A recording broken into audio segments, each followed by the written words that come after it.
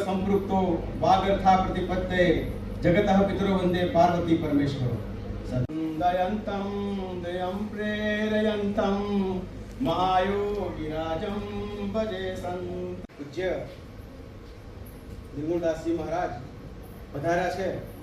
संतालिका पूज्या पूर्णिमा दीदी એ પણ અહીંયા આપણી સાથે ઉપસ્થિત છે। નો પ્રારંભ આપણે દીપ પ્રાગટ્યથી કરીએ છીએ। તો હું આપણા મહાનુભાવ સંતોને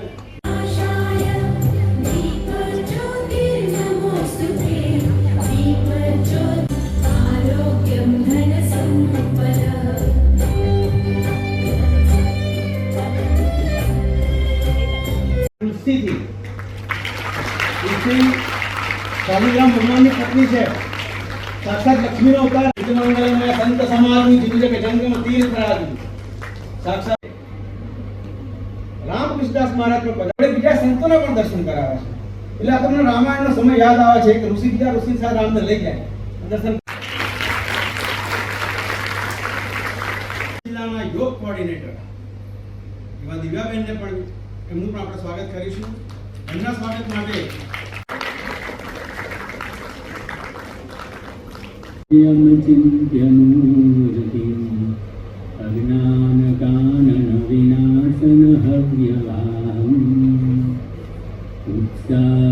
उत्साहवर्धनमहन्तु चतुःफलाय नमामि भक्तिविरजं तन्वाङ्मनोभिः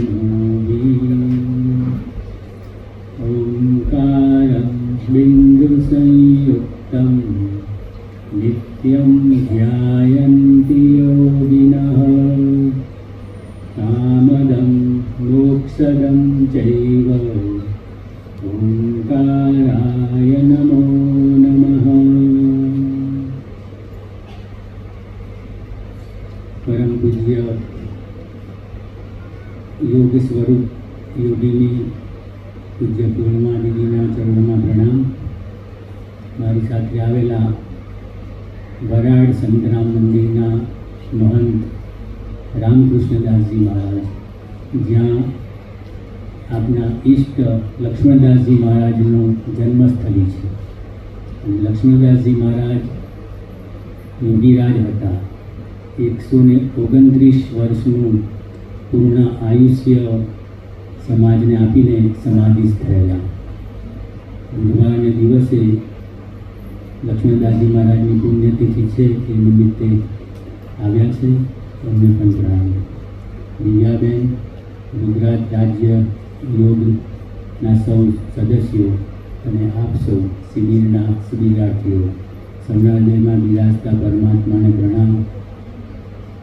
યોગ શબ્દ અતિ ક્રૂર છે। ગીતાજીમાં 18 અધ્યાય છે। ભગવાને 18 અધ્યાયના જુદા જુદા નામ આપેલા છે। સામાન્ય રીતે योग कर्मसु कौशलम आपने आपनु काम कुशलतापूर्वक करिए એને योग કહેવાય। ગુજરાત રાજ્ય યોગ ખૂબ ખૂબ ધન્યવાદ। હંમેશા કાંઈ ને કાંઈ પ્રવૃત્તિ કરતા જ રહે છે।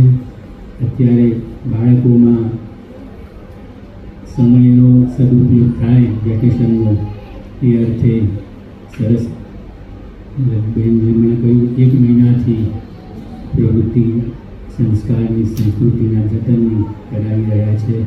ખૂબ ખૂબ ધન્યવાદ। યોગીરાજ અવધૂત શ્રી સંતરામ મહારાજની દિવ્ય જ્યોતિએ પ્રાર્થના ગુજરાત રાજ્ય યોગ સદનની આ પ્રવૃત્તિ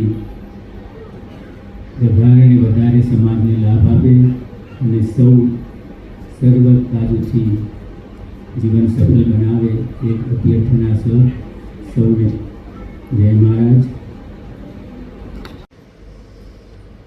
श्री संतराम महाराजनी जय। भागवत भाई मारो सपना के निमत भाई राणा કે જે મહારાજના હાથે પણ પ્રાપ્ત કરી પોતાના જીવનની ધન્યતા અનુભવે। સંતરામ મંદિરમાંથી પધારેલા રામદાસ મહારાજની વરદ હસ્તે પ્રમાણપત્ર વિતરણ કરશે. ઠાકર રાનીબેન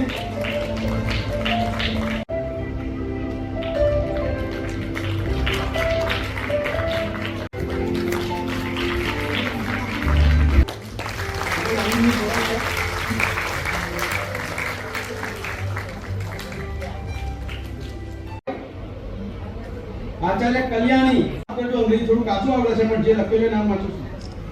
અપેક્ષા ગૌરાંગ કુમાર, રવિ મનોજ કુમાર પટેલ, નીતિન, પ્રિયા ઇલેશભાઈ.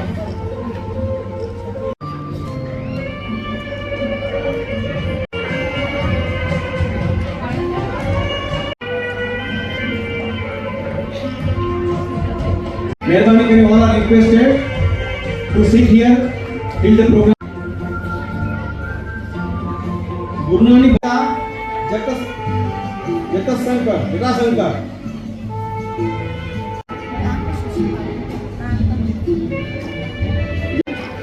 જીતેન્દ્રભાઈ,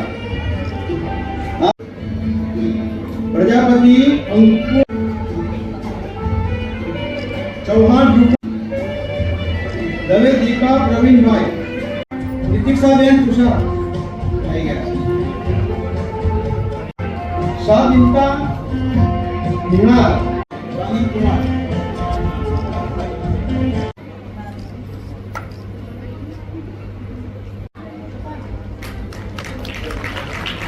સંજયભાઈ પોતે પણ યોગ ટ્રેનિંગ 100 દિવસની લીધેલી છે એ બદલ. પટેલ અંકિતા જતીનભાઈ, પટેલ ગોપી ઈશાબેન, અંકિતા નારાયણ સ્મિતા દીપા કુમાર. આપણે એમના કીપ ક્લેપિંગ આપણે યોગાનો એક ભાગ છે આપણે શીખવાડીએ છીએ.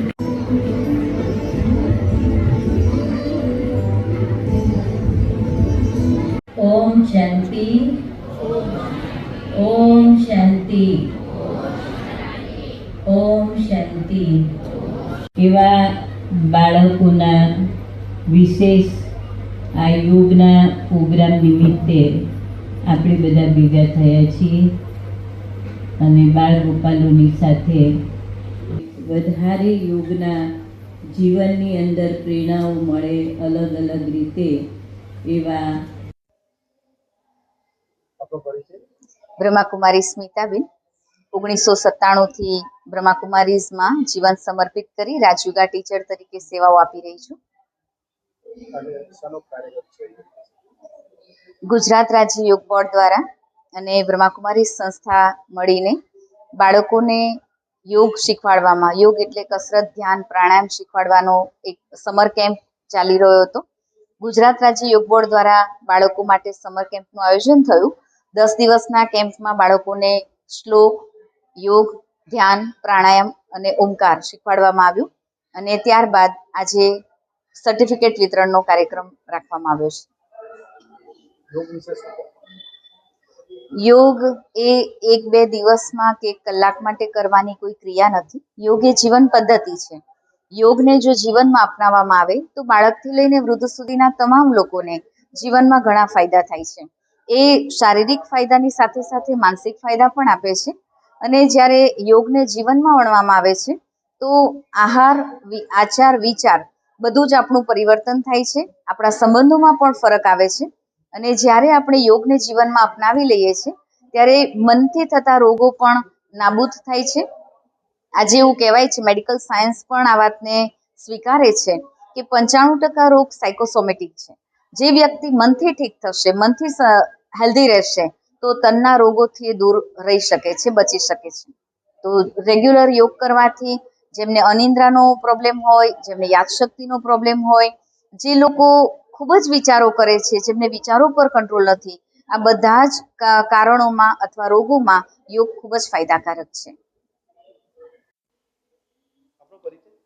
અંકિત પટેલ, ગુજરાત સ્ટેટ યોગ બોર્ડ દ્વારા યોગ ટ્રેનર છું અને છેલ્લા 5 વર્ષથી હું યોગ ટ્રેનર છું અને પ્લસ યોગની ટ્રેનિંગ પણ આપ્યું છું. એવી રીતે અમારા માટે જેવી રીતે શિબિર રાખેલી એવી રીતે સરકારે નાના બાળકો માટે પણ આ વેકેશનની અંદર બાળકોને સારું જ્ઞાન મળે અને યોગ શું છે એ સમજાય માટે સરકારે પણ એક બહુ સરસ મજાનો પ્રયાસ કર્યો છે કે જેના દ્વારા બાળકો પણ યોગની અંદરથી એમના જીવનની અંદર કેવી રીતે આગળ વધવું એનું બહુ સરસ મજાની સરકારે આયોજન કરેલું છે.